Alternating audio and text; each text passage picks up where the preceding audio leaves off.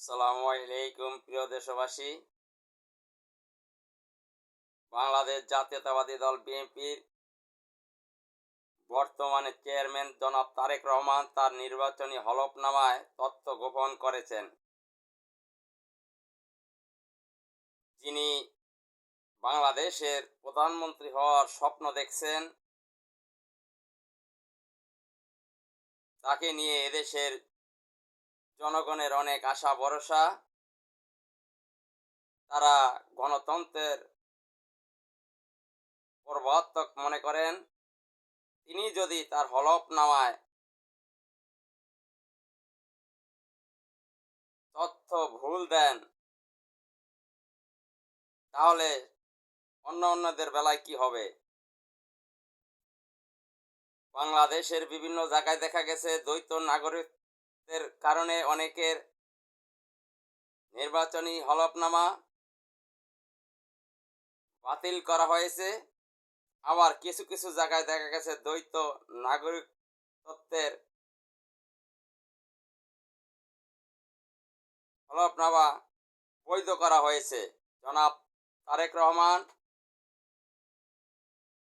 তার লন্ডনের নাগরিকত্ব আছে, এটা সাংবাদিকরা বিভিন্ন তথ্য উপাত্ত দিয়ে প্রমাণ করেছেন।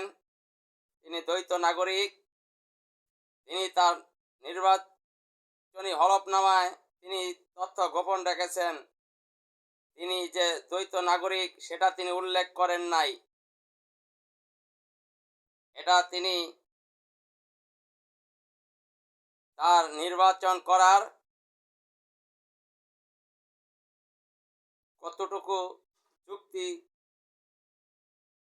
যুক্তিকতা আছে এটা আপনাদের নিকট ছেড়ে দিলাম।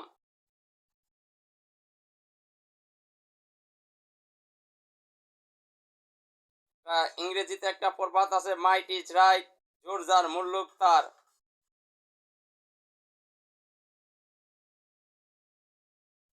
বাংলাদেশের একজন